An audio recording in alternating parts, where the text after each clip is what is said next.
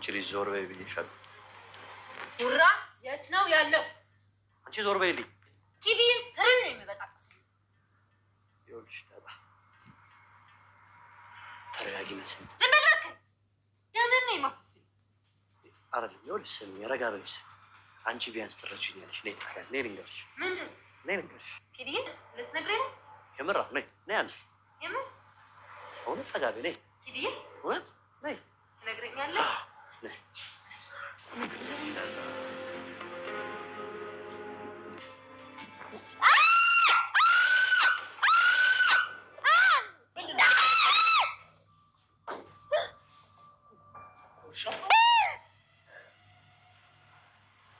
አይን እያበዛኸው ነው ዝና።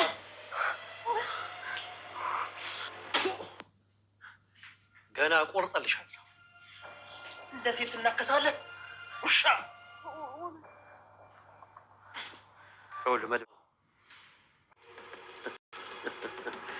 ጎልያድ በጠጠር ወደቀና ዝና በምላጭ ይሞታል አሏችሁ። የሚጣፍጥ ቀልድ ነው የምትቀልዱት። አላወቁኝ።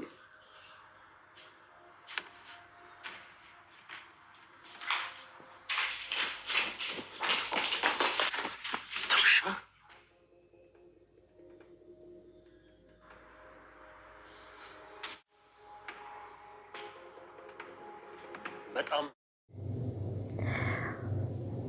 ማህሌትና ኤፍራታ በካሌብ ሞሲሳ እጅ ውስጥ ገብተዋል፣ ታግተዋል ማለት ይቻላል ማለት ነው። እንግዲህ ተይዘዋል ኦልሬዲ። ምክንያቱ ደግሞ ዝና ስለጠፋ ነው። ለዝና መጥፋት እናንተ ተጠያቂ ናችሁ ብሎ ያሰበውን ካሌብ ሞሲሳ እንግዲህ በጣም ኃይለኛ እንደሆነ ያ ሁላችንም በታሪክ እናውቀዋለን ማለት ነው። እንግዲህ ከእንትና መድብልም የመጀመሪያ እንግዲህ ባንክ ቤት ለብሩኬ ብር ካስተላለፉለት ሰዎች መካከል የመጀመሪያው ካሌብ ሞሲሳ ነበረ። ካሌብ ሞሲሳን ደግሞ መድብል የሚያውቀው እስር ቤት ውስጥ እያለ ብዙ የሱ ጓደኛው አብረውት የታሰሩ ሰዎች በሱ ምክንያት እንደታሰሩ፣ ብዙ ሰዎች እንደተገደሉ፣ ብዙ ሰዎች የገቡበት እንዳልታወቁ በጣም ኃይለኛ ወንጀለኛ ሰውዬ እንደሆነ ይታወቃል ማለት ነው። ከዛም በላይ ለሰው ነፍስ በቃ የዶሮ ነፍስ ያክል ምንም የማይቆጥር ነው ማለት ነው። በባለፈውም እንዳየ ነው እንግዲህ ዝና ከሱ ጋር ብዙ ተደጋጋሚ ወሬዎችን እያወራ ነበረ። በሚያወራበት ሰዓትም መድብልን ወዲያው ማስወገድ አለብህ፣ ምንድነው አንተ የምትፈራው ቀን የምትሰጠው ለምንድን ነው እያለ ነበረ። ከዛም አልፎ እንግዲህ ኤፍራታ መድብልን ገላ እሷ ኢንፎርሜሽን ሌላ ስርፋ ልታዛምት ስለምትችል ይች ልጅ ቶሎ መገደል አለባት፣ መሸኘት አለባት ብሎ ነበር ያሰበው። ያንን ማድረግ እንግዲህ ዝና መድብልን መጀመሪያ መሞቱን ማረጋገጥ ስለነበረበት ነበር ሄደው። ያው ኤፍራታ ደውላ መድብል ሞቷል መተህ ሬሳውን አንሳ ስትለው አይ እኔ አልመጣም አንቺና ማህሌት ሆናችሁ አውጡት ሲላት አይ የምትመጣ ከሆነና ነፍሱ ኦልሬዲ አልወጣም፣ ስለዚህ እኔ የማትመጣ ከሆነ ወደ ፖሊስ ጋር ደውዬ ሐኪም ቤት እንዲሄድና እሱም እንዲታከም እኔም ደግሞ እጄ ለመንግስት እሰጣለሁኝ። እንደውም ለኔ እሱ ከሚሞትብኝ ይልቅ በህይወት ቢድን ህጉ እንትኑንም ወንጀሉም ይቀልልኛል፣ ስለዚህ እማትመጣ ከሆነ ይሄን አደርጋለሁ ስትለው እንግዲህ እንዴ ለምን ይድናል እሱማ መሞት ነው ያለበት፣ ስለዚህ መጣሁ ብሎ እንግዲህ እስካለበት ድረስ መጥቷል ማለት ነው። እዛም በመምጣቱ እንግዲህ መጀመሪያ ወደዚህ እየመጣ ያለ ለጓደኛው ለካሌብ ደውሎለት ነበረ ዝና። ሁኔታው ተጠናቋል፣ ሰውየውም እንግዲህ ሞቷል ብሎት ነበረና መኪና ለሱ አስከሬን ማንሻ ለልጅቱ ደግሞ የማረፊያ ቦታ አዘጋጅልኝ ብሎት ነበር። እሺ እሱ አስከሬኑ መሸት ይበልና ይነሳል፣ እሷም ደግሞ እሷም መገደል ነው ያለባት ብሎ ነበር ኤፍራታንም ራሱ ያወጀው ማለት ነው ካሌብ የሚባለው ሰውዬ። እሺ ነው ያለው እንግዲህ ዝናም እሺ ምንም ችግር የለውም ብሎ እንግዲህ ዝና ከመጣ በኋላ በራሱ በጠመደው ወጥመድ መልሶ እንዲገባ ተደርጓል። እንግዲህ ሞቷል ብሎ አግኝቶት ነበረ። ዝና ልክ እንደገባ መድብል የሞተ ሰው መስሎ ተዘርሮ ስለነበረ አይቶ እንግዲህ እሰየው ለዚህ ወንድነት ነበረ እያለ እላው ላይ ቆሞ ሲዝትበት እንግዲህ ደም ስሩን አንገቱን ስር ሲለው ሄዶ ድቅ ብሏል ማለት ነው። ከዛ በኋላ ሞገስ መኪና ይዞ መጥቶ አንስተው ይዘው ሄደው አግተውታል። ከብዙ ሰዓት በኋላ ነው የነቀው ማለት ነው ዝና። እስካሁን እንግዲህ ዝና እነሱ እያሰቃዩት ይገኛሉ። ግን ምንም የተናገረው ነገር የለም እስካሁን፣ ወደፊትም አልናገርም እያለ ነው። እንግዲህ በፓወር እየተጠቀመ ነው የሚገኘው። እንግዲህ እሱን የሚሆነውን ነው የምናየው። ግን ዝናና ማነው ማህሌትና ኤፍራታ በካሌብ እጅ ወድቀዋል። አሁን የሚያደርጉት እነሱ ምንድን እንደተሰራ ያስለፈልፋቸዋል። ኤፍራታ ደግሞ ከተጀመረው እስከ ፍጻሜው ድረስ ትናገራለች።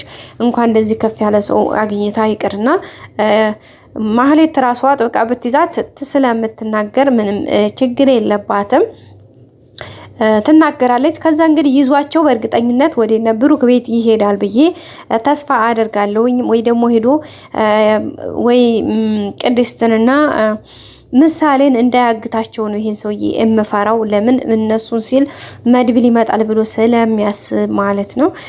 ሌላ መድብልን ለማገት እነ ብሩክ ቤት ይሄ ሰውዬ ይሄዳል የሚል ተስፋ አለኝ።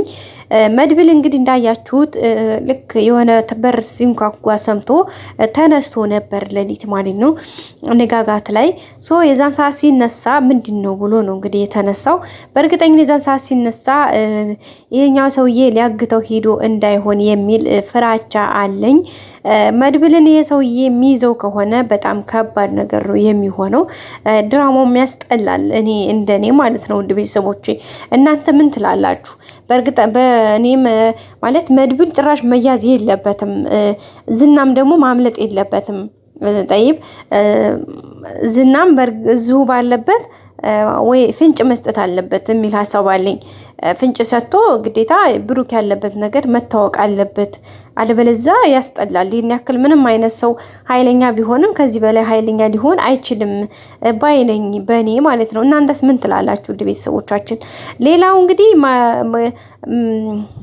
ሞገስና ሉላ ያው አሪፍ ጊዜ ነው እያሳለፉ ያሉት። ሉላ በጣም ደስ ብሏታል፣ ዝና በመያዙ ነፃነት ተሰምቷታል። ያም ብቻ ሳይሆን ክስ መሰረታ ክሱን እንትን ብላ ሰማንያዋን ለማውረድ እንትን እያለች ነው። አሁን የሚያስፈልጋት ፍርድ ቤት የፍች ወረቀት ሰጥቷታል።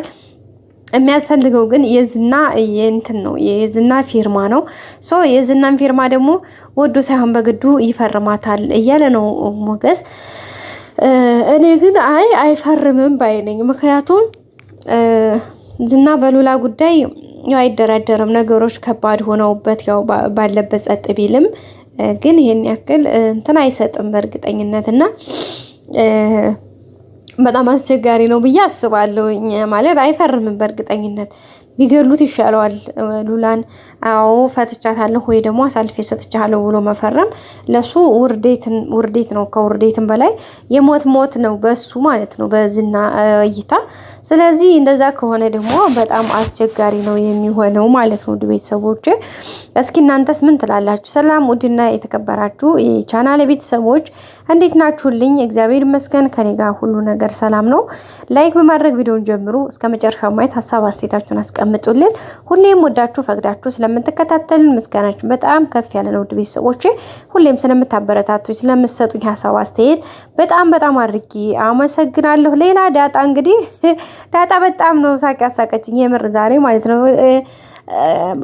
እንትና ማን ነው ይቅርታ መድብል ይሄን ያክል እየቀጠቀጠው በካልቾ በቦክስ በእርግጫ በጥፊ እንዲሁም በሽጉጥ ሳይቀር እያስፈራራው አንድ ቃል ትንፍስ ያላለውን ማለት ነው። ዳጣ ምላጭ ዛ ተለጥልሃለሁ ደምን አፈስልሃለሁ እያለ ከዛ ምን በረከት አሪፍ ነው እና የነገርሻለሁ እሺ ነው ቶሎ ልንገርሽ አላትም። እውነት መስሏት እሷስ ቀፈፍ እያለች መሄደችው ነገር ወይኔ ማርያም እንዴት እንደሳቁኝ ጋይስ። ከዛ ቀረብ ካለች በኋላ ጋይስ እንዴ እዛ ጆሮዋን በእንግሻ ይዛት ምር